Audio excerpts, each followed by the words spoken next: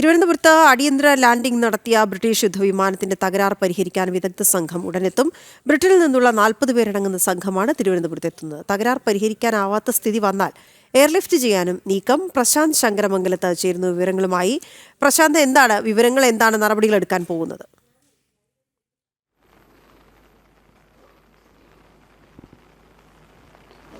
British കപ്പലിലെ വിദഗ്ധ സംഘവും അതോടൊപ്പം തന്നെ മറ്റ് വിദഗ്ധ സംഘങ്ങളും നേരത്തെ എത്തി വിമാനത്തിന്റെ തകരാർ പരിഹരിക്കുവാനുള്ള ശ്രമങ്ങൾ നടത്തിയെങ്കിൽ പോലും അത് സാധ്യമായില്ല.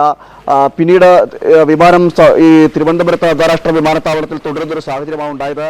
പലതവണ ഇതിൽ വിമാനത്തിന്റെ പ്രശ്നപരിഹാരത്തിനായിട്ട് ശ്രമിച്ചെങ്കിൽ പോലും അത് നടന്നില്ല. ഇതേ തുടർന്നാണ് ഇപ്പോൾ കൂടുതൽ വിദഗ്ധ സംഘം തലസ്ഥാനത്തേക്ക് എത്തുന്നത്.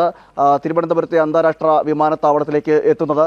ബ്രിട്ടനിൽ നിന്നുള്ള 40 അംഗ സംഘമാണ് ഈ തിരുവനന്തപുരത്തേക്ക് എത്തുന്നത്. അതിൽ വിമാനത്തിൻ്റെ കമ്പനിയിലെ വിദഗ്ധരായിട്ടുള്ള എഞ്ചിനീയർമാർ അടക്കമുള്ള ഒരു സംഘം എത്തുന്നുണ്ട് എന്നാണ് നമുക്ക് മനസ്സിലാക്കാൻ കഴിയുന്നത്. ഇന്നോ നാളെയോ അവർ തിരുവനന്തപുരത്തേക്ക് എത്തും. തിരുവനന്തപുരത്ത് വിമാനത്താവളത്തിലെത്തി ഈ പ്രശ്നപരിഹാരം, അതായത് എന്താണ് തകരാറെന്നത് കണ്ടെത്തുകയും കണ്ടെത്താനുള്ള നടപടിക്രമം കണ്ടെത്തിക്കൊണ്ടുള്ള ആ തകരാറ് പരിഹരിക്കാനുള്ള ശ്രമങ്ങളിലേക്ക് കടക്കുകയും ചെയ്യും. നിർമ്മാണങ്ങളടക്കം അറ്റകുറ്റപ്പണികളടക്കം നടത്തണമെങ്കിൽ അതടക്കം നടത്തുകയും ചെയ്യും.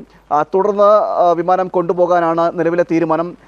എന്നാൽ അങ്ങനെ സാധിക്കാതെ വരികയാണെങ്കിൽ, വിമാനത്തിൻ്റെ തകരാറ് പരിഹരിക്കാൻ കഴിയാതെ വീണ്ടും അനന്തമായി നീണ്ടുപോകുന്നൊരു സാഹചര്യം ഉണ്ടായാൽ എയർലിഫ്റ്റ് ചെയ്തുകൊണ്ട് വിമാനത്തെ ബ്രിട്ടൻ്റെ കപ്പലിൽ എത്തിക്കുവാനുള്ള നീക്കവും നടക്കുന്നുണ്ട്. അതിനായി പ്രത്യേക വിമാനം, അതായത് ഈ വിമാനങ്ങളെല്ലാം വഹിക്കുന്ന കാർഗോ സമാനമായ അല്ലെങ്കിൽ ഈ വിമാനങ്ങളെ വഹിക്കുന്ന വിമാനവാഹിനികളിലായിട്ടുള്ള വിമാനങ്ങളുണ്ട്.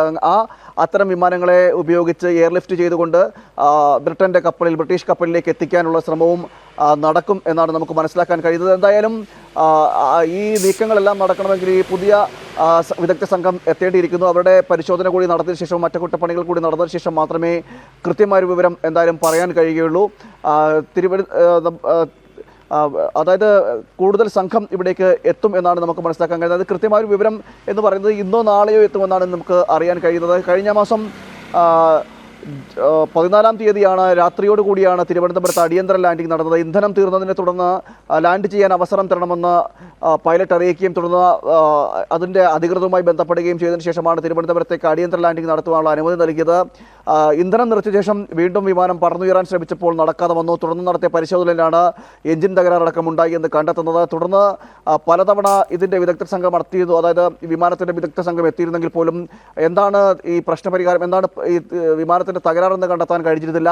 തുടർന്നാണ് യാത്ര അനന്തമായി നീണ്ടുപോകുന്നൊരു സാഹചര്യം ഉണ്ടായത്. ഈ സ്ഥിതി ഇപ്പോൾ 2 ആഴ്ച പിന്നിടുന്നു. ഈ സ്ഥിതി തുടർന്ന സാഹചര്യത്തിൽ ഇപ്പോൾ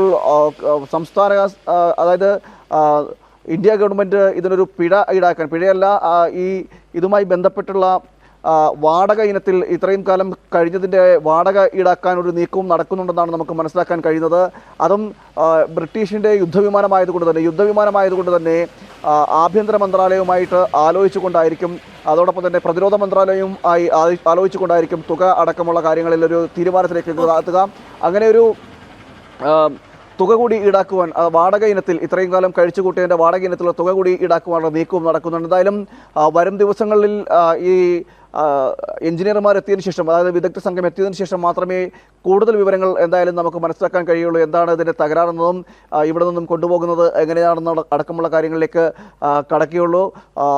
കടലിൽ നങ്കൂരമിട്ടിരുന്ന കപ്പലിൽ നിന്നാണ് ഈ വിമാനം പറന്നുവരുന്നത്. 100 നോട്ടിക്കൽ മൈൽ അകലെയാണ് ഈ കപ്പലുണ്ടായിരുന്നത്. ആ കപ്പലിൽ നിന്ന് പറന്നുവരികയും പിന്നീട് പ്രതികൂലമായ കാലാവസ്ഥയെ തുടർന്ന് കപ്പലിലേക്ക് തിരിച്ചിറങ്ങാൻ കഴിയാത്തൊരു സാഹചര്യം ഉണ്ടായിരുന്നു. അതിനുശേഷം വട്ടമിട്ട് പറന്നുകൊണ്ട് ഇന്ധനം തീർത്തതിനു ശേഷമാണ് അടിയന്തര ലാൻഡിംഗ് തിരുവനന്തപുരത്ത് നടത്തിയത്.